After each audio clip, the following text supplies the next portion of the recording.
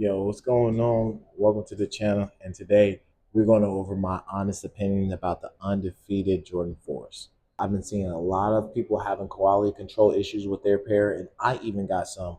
But as a consumer coming from undefeated and Nike and Jordan brand, I feel like there should not be as many as I'm starting to see. First looks, dope. Also, first looks, I saw the first quality control issue.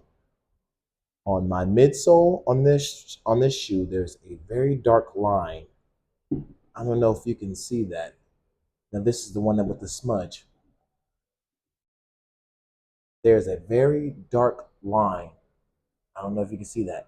As soon as I flipped open the box, I'm like, all right, I'll get past that. Then I look at the other shoe. On the back part, there's a smudge. Don't know if you can see that.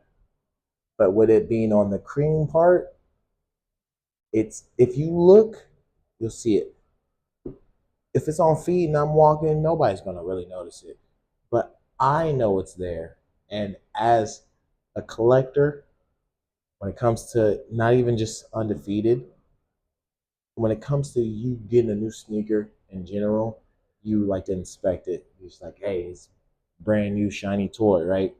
But you see one imperfection, and that's something that will stick in your mind no matter what. You can put this in the closet and then come back to it 2 months later. And when you pull that box out, you're just like, and flip it open the lid, you're like, oh, there's that one thing about this shoe that I'm always gonna know, even though nobody else might know.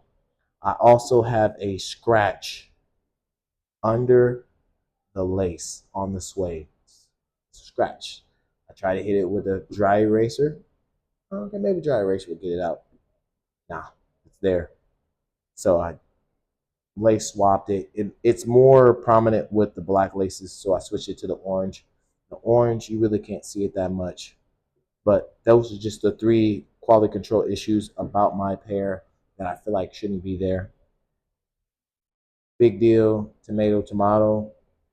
I mean, yes, as a consumer, I paid for this, so I shouldn't have those type of issues. It's like going to a restaurant, you order your food, and then when it comes out, it's a little tweak to it. You're just like, that's not what I ordered. If I'm paying for it, my hard earned money, I'm paying for that. I should get exactly what I'm asking for. We're starting to see that in a lot of mass produced shoes. These compared to their '05 counterpart, of course, there's more of them made because back then there was only 72 pairs. But that doesn't mean the care and the quality of it should go down because you're making more. I don't know how these warehouses operate when it comes to making the shoes, but at the end of the day, somebody has to inspect them, right? That's how you can tell if it's a B grade, if you're going straight to outlets, somebody's inspecting these. So besides those quality control issues, I am happy with the shoe. I'm going to sit on the shoe. I'm not going to resell the shoe. I'm not. I'm in my collecting phase. I've never really been a reseller, but I'm more in my collecting phase. So I'm going to sit on these. I've been seeing a lot of people on TikTok saying they're going straight to feet. That's cool. You paid for it. They're shoes. Wear your shoes. Me, I sit on mine, especially when it comes to something like this, because this wasn't a grail for me growing up, but I heard about it. So when I saw that they were coming out in 2025, I was like, I got to try to get them. I got to add them to the collection. So I was fortunate enough to win the raffle. I'm the type of person that if I do bring out a shoe, it's after everybody beat theirs up. So when I bring mine out, they're like, man, I had those or I got those. Mine's cooked. Yours look brand new. I'm like, I just brought them out the box. It's that feeling that when somebody says something about you having a clean pair of kicks and they had the same pair, but now theirs is cooked or they sold them or whatever it is. But overall, my opinion about the undefeated fours, dope. They're fire. I have the crafts next to them because I also been seeing a lot of TikToks of people being like, well, if you didn't hit the undefeateds, just put the orange laces in the crafts and blah blah blah. And me personally, I want to put the oranges in this just to see how they look, but it won't hit the same to me because of the pale vanilla Jumpman on the tongue and the pale vanilla Jumpman on the back. I have the Rare Airs next to the Undefeateds because they share two similarities: the removable patch and the fact that they both have Nike Air on the back. The Nike Air on the back sold me.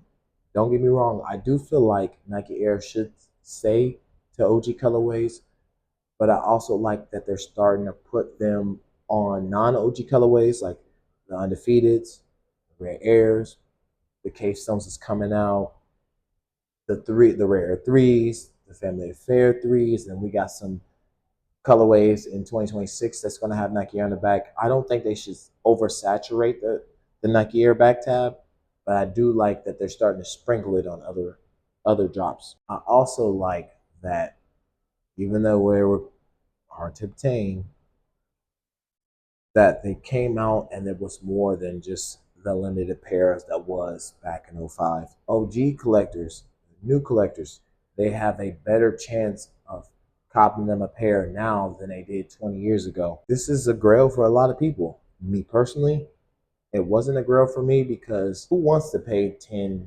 $20,000 for a sneaker? But when I saw that they were coming back out, I was like, I gotta try for them. I'm glad that we got the pair that has the Nike Air on it. The Jumpman is cool, don't get me wrong, but getting back in my collecting, seeing that Nike Air back tab, it's just something hits more about that than the Jumpman back tab.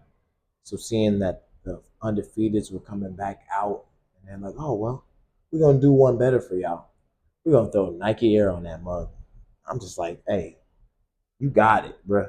You got it. You sold me at Undefeated, but Undefeated with the Nike Air. Come on, let me go ahead and cop me a pair. But overall, I love the shoe. It's dope. I love the orange laces. That orange hits. The black also hits too, but it's just that there's something about that orange. Is this sneaker of the year? I'm seeing a lot of people saying that the Brick by Bricks is the sneaker of the year over the Undefeateds. Maybe that's because people are overhyping the Undefeateds. I don't have the Brick by Brick, so I can't give you an honest opinion on which one is better. But that might be something I might try to get my hands on. Me personally, you really can't say a lot from pictures. This is something that you have to have in hand. So maybe if I do get my hands on them, I'll compare the two, which one I like, materials, all that and everything. So as of right now, I really can't give you a definitive answer of which one's better or which one I think is better. My honest opinions about the Undefeated is dope. I feel like everybody should have a fair chance of getting their hands on this. I'm hearing rumors that they're having a sneaker release at the end of the month. So if you plan on going for it, best of luck to you. Let me know, how do you feel about the Undefeated Fours? Overhyped, underhyped, gas, trash? I'm curious to find out what your opinions are. That's it for me. The Undefeated Fours get a pass in my book. Y'all stay safe, and I'll see you on the next one. Peace.